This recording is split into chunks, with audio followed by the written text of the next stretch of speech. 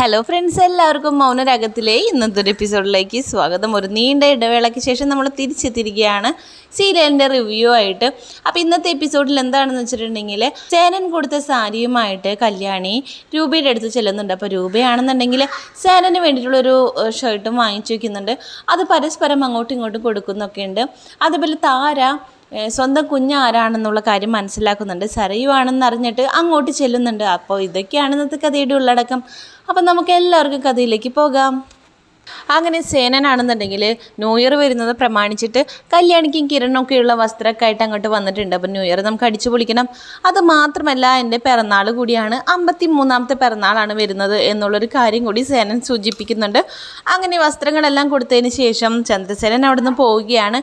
ആ സമയം കല്യാണി കിരണോട് പറയുകയാണ്, നമുക്കൊരു കാര്യം ചെയ്യാം, ഈ ഒരു സാരി നമുക്ക് അമ്മയ്ക്ക് കൊടുക്കാം. കാരണം അമ്മയെ ഉദ്ദേശിച്ചുകൊണ്ടാണല്ലോ അച്ഛൻ ഈ ഒരു സാരി വാങ്ങിച്ചത്. അമ്മയ്ക്കത് കൊടുത്തു കഴിഞ്ഞാൽ വളരെയധികം സന്തോഷമാവുന്നു ഒരു കാര്യം പറയുന്നുണ്ട്. അപ്പോൾ കിരൺ പറയുന്നുണ്ട്, ഒരുപാട് വൈകൊന്നും വേണ്ട, വേഗം തന്നെ പോയിട്ട് ഡ്രസ്സ് മാറിയിട്ട് വായോ, നമുക്കിത് കൊണ്ടുപോയി അമ്മയ്ക്ക് കൊടുക്കാമെന്നുള്ളൊരു കാര്യം പറയുന്നുണ്ട്. അങ്ങനെ രണ്ടാളും കൂടിയിട്ട് രൂപയെ കാണാനായിട്ട് പോകുന്നുണ്ട്. പക്ഷേ കിരൺ ഈ ഒരു വിവരം അറിഞ്ഞതായിട്ട് രൂപയ്ക്ക് അറിയില്ല. അതുകൊണ്ട് കിരൺ പുറത്താണ് നിൽക്കുന്നത്. കല്യാണി വസ്ത്രവുമായിട്ട് അങ്ങോട്ട് പോകാനായിട്ട് ഒരുങ്ങുകയാണ്. അപ്പോൾ അവിടെയാണെന്നുണ്ടെങ്കിൽ രൂപ വളരെയധികം സന്തോഷത്തിലാണ്. അവളുടെ ജീവിതത്തിലെ ആ ഒരു പഴയ കാലമൊക്കെ അവൾക്ക് തിരിച്ചു വന്നിരിക്കുകയാണ്. അവൾ സന്തോഷത്തിലാണ്. ആ സമയം കല്യാണി ഒരു പൊതിയുമായിട്ട് അങ്ങോട്ട് വരുന്നുണ്ട്. അപ്പോൾ ചോദിക്കുന്നുണ്ട്, നീ എനിക്കുള്ള ഗിഫ്റ്റായിട്ട് വന്നതാണോ എന്ന് രൂപ ചോദിക്കുകയാണ്. അപ്പോൾ പറയുന്നുണ്ട്, അതെ അമ്മ ഇതൊന്നും തുറന്നു നോക്കി എന്ന് പറയാണ്. അപ്പോൾ തന്നെ രൂപ ആ പൊതി തുറന്നു നോക്കുന്നുണ്ട്.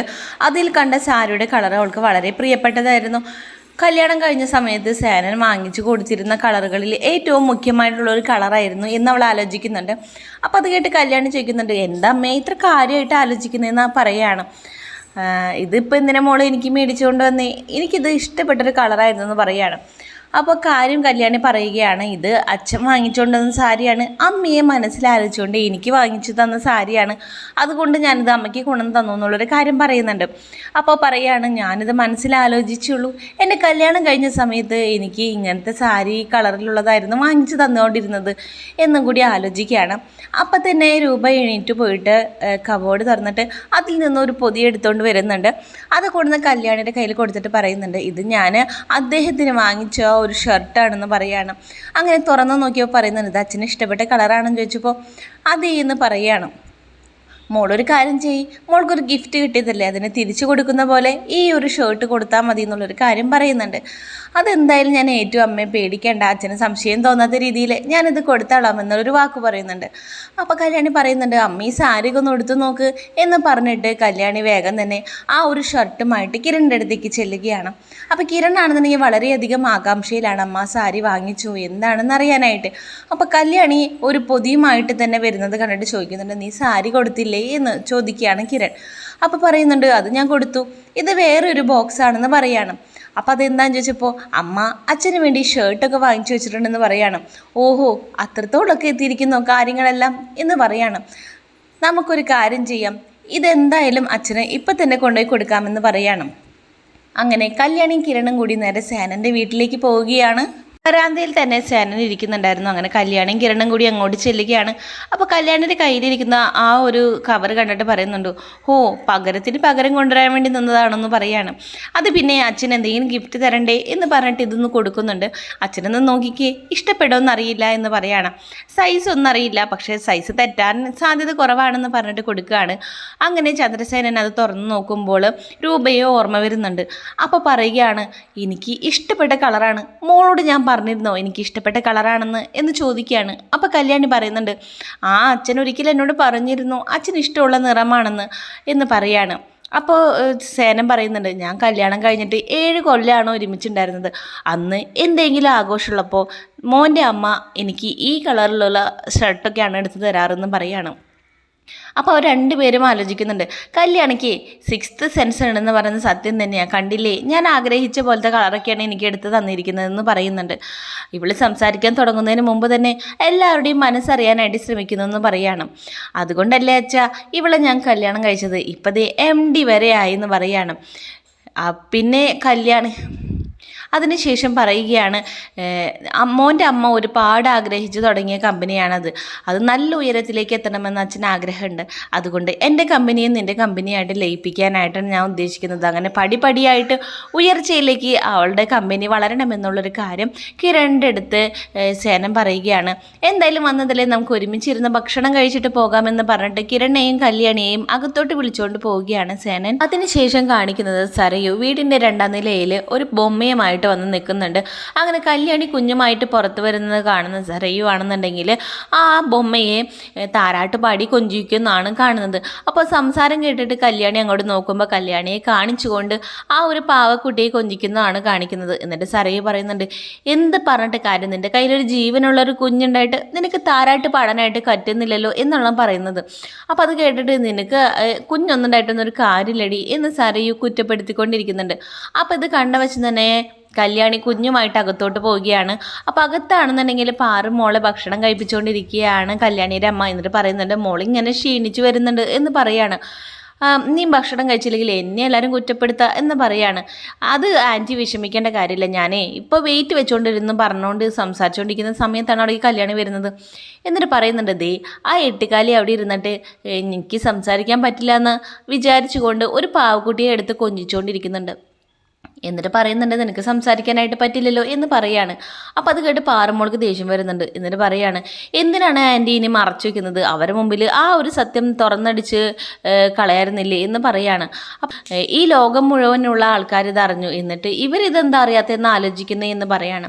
അപ്പോൾ അത് കേട്ട് കല്യാണിയുടെ അമ്മ പറയുന്നുണ്ട്, അത് സത്യമാണ് മോളെ, നല്ലൊരു കാര്യങ്ങളൊക്കെ ആവുമ്പോഴേ അറിയേണ്ടവർ അറിയാൻ വൈകും. നമ്മുടെ അച്ഛൻ തന്നെ ഒന്ന് ആലോചിക്കും, ഞാനവിടെ പോയിട്ട് അത്രയും സംസാരിക്കേണ്ട വന്നതുകൊണ്ടല്ലേ എനിക്ക് ഇങ്ങനൊരു കാര്യം ഉണ്ടെന്നുള്ള കാര്യം അവർ അറിഞ്ഞെന്നുള്ള കാര്യം പറയുന്നുണ്ട്. അങ്ങനെ ഒരു സംസാരിച്ചുകൊണ്ടിരിക്കുന്ന സമയത്ത് പറയുന്നുണ്ട്, എന്ത് കാണിച്ചിട്ട് എന്താ കാര്യം എന്ന് പറഞ്ഞുകൊണ്ട് സംസാരിക്കുകയാണ്. അപ്പോൾ ആ സമയത്ത് അവിടേക്ക് താര വരുന്നുണ്ട്. അപ്പോൾ താരയെ കണ്ടിട്ട് സരയു വിചാരിക്കുന്നുണ്ട്, ഓ ദേ അടുത്തൊരു സാധനം അങ്ങോട്ട് എഴുന്നള്ളുന്നുണ്ട് എന്ന് വിചാരിക്കുകയാണ്. ആ സമയം അവർ സംസാരിച്ചുകൊണ്ടിരിക്കുന്നുണ്ട് അകത്ത് കല്യാണിയും കല്യാണിയുടെ അമ്മയും പാറുമോളും കൂടിയിട്ട്. പാറുമോള് പറയുന്നുണ്ട്, എന്ത് പറയട്ടെ, എന്താ കാര്യം, സ്വന്തം അമ്മയല്ലല്ലോ ആ സരയുൻ്റെ അവിടെയുള്ളത് എന്ന് പറയാണ്. അപ്പോൾ പിന്നെ ഈ ഒരു കാര്യം കൂടി അവൾ എത്രയും പെട്ടെന്ന് തന്നെ അറിയണമെന്ന് പറഞ്ഞപ്പോൾ അതെങ്ങനെയാണ് മോളെ ശരിയാവുക, താര ആൻറ്റിയുടെ മോളാണ് സരയു എന്ന് അറിഞ്ഞു കഴിഞ്ഞാൽ താര ആൻറ്റി അപ്പം തന്നെ അങ്ങോട്ട് ഓടിച്ചെല്ലും. സരയു ആണെന്നുണ്ടെങ്കിൽ അവരെ അമ്മയായിട്ട് അംഗീകരിക്കാനൊന്നും പോകുന്നില്ല, അവഗണനയായിരിക്കും ഉണ്ടാകുക എന്ന് പറയുകയാണ്. അപ്പോൾ ഇവർ സംസാരിക്കുന്ന എല്ലാം പുറത്ത് നിന്ന് താര കേൾക്കുന്നുണ്ട്. താരയ്ക്കത് വളരെയധികം ഷോക്കാവുകയാണ്. അപ്പോൾ താര അത് ശ്രദ്ധിച്ച് നിൽക്കുകയാണ്. അപ്പോൾ താരനെ പറ്റിയാണ് പറയുന്നത്, താരയുടെ മോള് ഇത്രയും നാളും കല്യാണിയാണെന്നാണ് വിചാരിച്ചിരിക്കുന്നത്, പക്ഷേ സത്യത്തിൽ അത് സരയു ആണെന്നുള്ളൊരു കാര്യം താരയും അറിയുന്നുണ്ട്. അപ്പോൾ പറയുന്നുണ്ട്, സാരയില്ല, ഇത്രയും നാളും ഞാനാണ് അമ്മയുടെ മോളെന്ന് വിചാരിച്ചിട്ടാണ് ഇരിക്കുന്നത്, അതങ്ങനെ തന്നെ ഇരുന്നോട്ടെ, എനിക്ക് ഒരു അമ്മയ്ക്കുള്ള സ്നേഹം കൊടുക്കാനൊക്കെ എനിക്ക് സാധിക്കും, അത് ഇനി ജീവിതകാലം മുഴുവൻ അങ്ങനെ തന്നെ പൊക്കോട്ടെ എന്ന് കല്യാണി പറയുകയാണ്. അപ്പോൾ അത് കേട്ടിട്ട് ചങ്ക് പൊട്ടി പോവുകയാണ് താര. അങ്ങനെ സ്വന്തം കുഞ്ഞിനെ കാണാനായിട്ട് താര നേരെ ചെല്ലുകയാണ് രാഹുലിൻ്റെ വീട്ടിലേക്ക്. അപ്പം അങ്ങോട്ട് ചെല്ലുമ്പോൾ സരയു ആലോചിക്കുന്നുണ്ട്, ഇവളെന്തിനിപ്പോൾ ഇങ്ങോട്ട് വരുന്നേ, ഇതിപ്പോൾ അവരുടെ ആൾക്കാരല്ലേ എന്ന് ആലോചിച്ചുകൊണ്ടിരിക്കുന്ന സമയത്ത് താര മകളെ കണ്ട ഒരു സന്തോഷത്തിൽ, കണ്ടുപിടിച്ച സന്തോഷത്തിൽ നേരെ ഓടിച്ചെന്നിട്ട് സരയുവിനോട് പറയുന്നുണ്ട്, നീയാണ് എൻ്റെ മോളെന്ന്, നിന്നോട് ആര് പറഞ്ഞു ഞാനാ നിൻ്റെ മോളെന്ന്, വെറുതെ ഓരോന്നും പറഞ്ഞു ഇങ്ങോട്ട് വരണ്ട എന്ന് പറയാണ്. അപ്പോഴേക്കും അവിടേക്ക് ശാരി വരുന്നുണ്ട്. അപ്പോൾ പറയുന്നുണ്ട്, അമ്മേ ഇപ്പോൾ പറയുന്ന കേട്ടില്ലേ, എൻ്റെ അമ്മ ഇവളാണെന്നാണ് പറയുന്നത്, അമ്മ ആരാന്ന് ചോദിക്കുകയാണ്. നീ ഓരോ കഥകളും പറഞ്ഞിട്ട് ഇങ്ങോട്ട് വന്നോളോ, എൻ്റെ മോൾ തന്നെയാടി ഇതും പറഞ്ഞിട്ട് നിന്നോട് ഇങ്ങോട്ട് വരാനായിട്ട് ആരാ പറഞ്ഞേന്ന് ചോദിക്കുന്നുണ്ട്. എൻ്റെ മോളാ നീ എന്ന് പറയാണ്. അതെ, ആ വീട്ടിലേക്ക് പോക്കോ, അവിടെ ഒരു മിണ്ടാത്തോളില്ലേ, അതാണ് നിൻ്റെ മോളെന്ന് പറയാണ്. അപ്പോൾ താരയാണെന്നുണ്ടെങ്കിൽ സരയുവിൻ്റെ തലയിൽ തലോടുന്നുണ്ട്. അപ്പോൾ സരയുവിനെ തീരെ താല്പര്യപ്പെടുന്നില്ല. അങ്ങനെ അവളെ തള്ളി മാറ്റിയിട്ട് താരയുടെ മുഖത്ത് നോക്കി അടിക്കുന്നുണ്ട്. അതിനുശേഷം താരയുടെ മുടിക്ക് കൊത്തിപ്പിടിച്ചുകൊണ്ട് നേരെ വീടിൻ്റെ പുറത്തേക്ക് വരികയാണ്. അങ്ങനെ പുറത്തേക്ക് വന്നിട്ട് താരയെ അവിടെ തള്ളിയിടുകയാണ്. അയലക്കത്തെ സംസാരം കേട്ടുകൊണ്ട് കല്യാണിയും പാറുമോളും നേരെ വരുന്നുണ്ട്. അപ്പോൾ അവർ വരുമ്പോൾ കാണുന്ന കാഴ്ച എങ്ങനെയാണെന്ന് വെച്ചിട്ടുണ്ടെങ്കിൽ നമ്മുടെ താരയെ നിലത്ത് വലിച്ചെറിഞ്ഞിരിക്കുകയാണ്. തൊട്ടപ്പുറത്ത് നിന്നൊരു സരയും ശാരയും കൂടിയിട്ട് ദേഷ്യപ്പെട്ടുകൊണ്ടിരിക്കുന്നുണ്ട്. അപ്പോൾ ഈ ഒരു കാഴ്ച കണ്ടുകൊണ്ടാണ് കല്യാണി നിൽക്കുന്നത്. മിക്കവാറും ഈ ഒരു കാര്യം കണ്ടതിന് ശേഷം ദേഷ്യപ്പെടാനായിട്ട് അങ്ങോട്ട് ചെല്ലുകയും കല്യാണി സംസാരിക്കുമെന്നുള്ളൊരു കാര്യം അവരറിയാനുമാണ് ചാൻസ്. അതൊക്കെ നമുക്കിനി നാളത്തെ എപ്പിസോഡിൽ കാണാവുന്നതാണ്.